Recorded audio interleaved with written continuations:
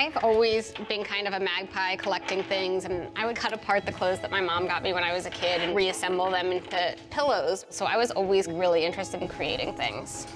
I always, from a very early age, liked the idea of doing business and making sales, which hasn't changed. Those crafts that I was talking about in my childhood kind of followed me. It was a hobby at college that we were funding spring breaks with. I got lucky and had a twin sister whose creativity I could support. Lizzie started in fashion PR. I went to Wall Street. I had so many friends from college who had positions at magazines saying, send a piece over and maybe we can get it in a shoot. It was giving me the confidence to pursue this full time. I don't think I could have done it if not for Kathryn. Lizzie said, you know what, no one's gonna push rewind on your 20s. For a long time I contemplated it. I had the confidence, largely because of Lizzie, to tell my boss that I was going for greener pastures in the Lower East Side. Lizzie Fortunato creates high fashion jewelry and leather goods. We dress adventurers and dreamers and collectors who feel passionate about wearing something different and cool and exciting.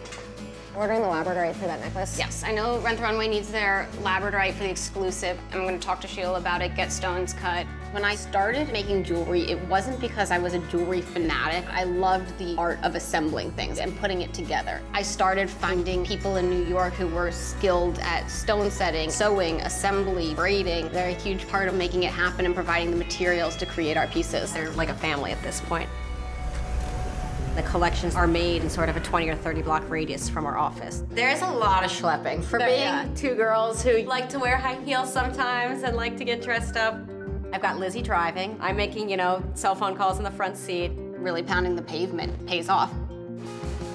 Collecting great jewelry is part of it, but why can't we expand that to items from our travels and from artist friends that we admire? Fortune Finds moved the business to the next level into sort of more of a lifestyle space. The girl who's wearing the necklace, what chair is she gonna be sitting in? What textile is gonna be on the wall? What's gonna be on her bedside table? We just wanted to enlarge the world of Lizzie Fortunato by sharing those finds with people as well. If you are not going to be a positive person, this is not the industry for you. There are too many hurdles. It takes major devotion. There are times when we just want to go on vacation and step away from it all, but it requires us being on call all the time. It's a daily hustle. In the big scheme of things, I think you've got to keep perspective. Nothing is as important as your relationship with each other. At the end of the day, it's that process of assemblage that makes Lizzie Fortunato. The process of painstakingly putting 100 different materials all together, the final piece is greater than the sum of its parts.